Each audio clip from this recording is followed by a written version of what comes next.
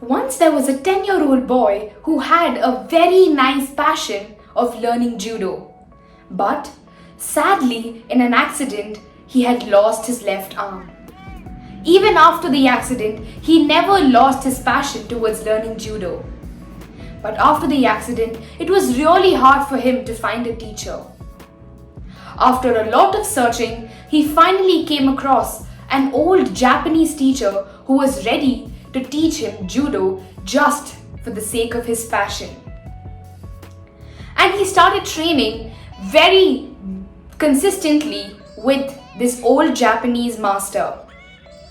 3 months down the line, he had learned only one move of judo. And this surprised him a little. So he went to his coach and asked him, "Coach, it has been 3 months since I've been coming to you and learning judo. Why don't you teach me something more than just this one move?" The coach looked at him and said, "This one move is the only move you know, and it will be the only move you'll ever need to know." The boy didn't understand what the coach was meaning to say in that one sentence.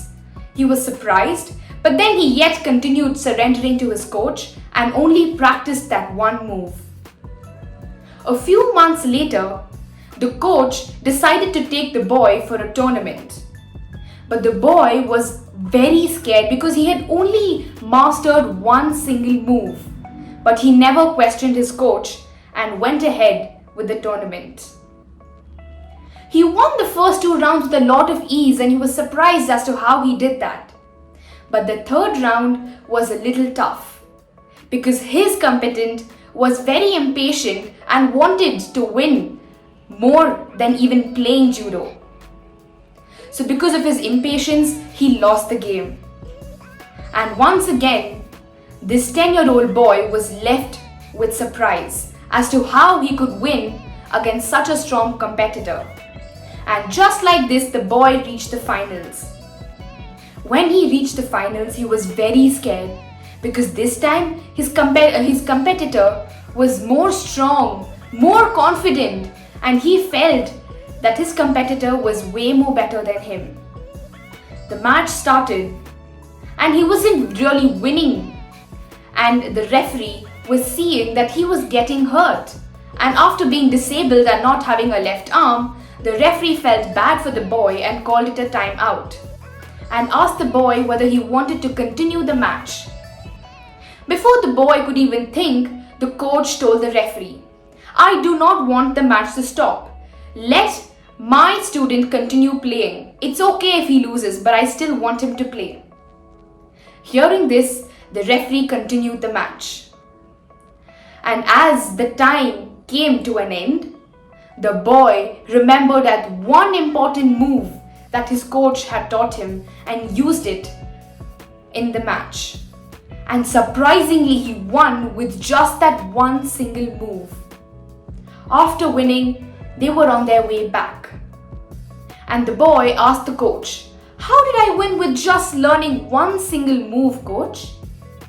He replied, "That one single move is the most important and hard move to master, and you, my boy, have done it.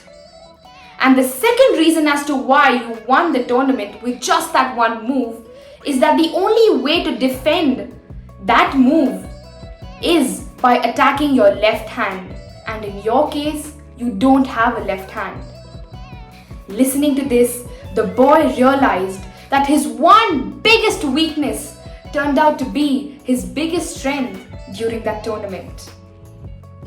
Reflect in life and see how many times has your weakness come to your own rescue?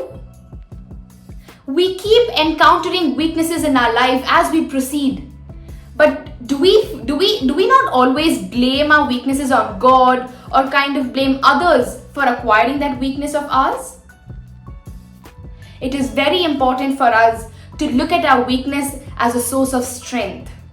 We've heard a lot of people say, once you encounter your weakness, walk away from it. Take another path and walk towards it. But I feel like you shouldn't walk away from your weakness. Walk along the path of your weakness. So that when you do that, you will automatically find your strength in that weakness, and then no matter how long it takes for you to get over that weakness, you may never know when that weakness will turn into your biggest strength, just like how it happened for that 10-year-old boy. We don't know how strong we really are unless we get the chance to prove our strength in front of something or somebody. Only when we get a chance to encounter that weakness and work on it is when we will actually know whether that weakness can be turned into one of our biggest strengths. Remember that every single weakness has a hidden strength. It is up to us how and when we want to reveal that strength for ourselves and the world, and show the world that we do not only rely on our weaknesses and we can turn these weaknesses into our strength. So let's go ahead in life and become a little vulnerable in life. Because when you are vulnerable, it sounds like truth and feels like courage. To be able to be vulnerable in front of a person or in front of a group of people itself is a very big strength. Because that takes a huge amount of courage.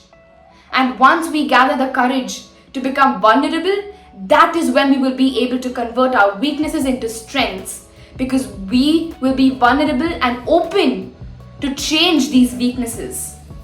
So let's go ahead in life and identify our weaknesses and work towards making them into our strengths so that we have more to look up to in our lives. Thank you.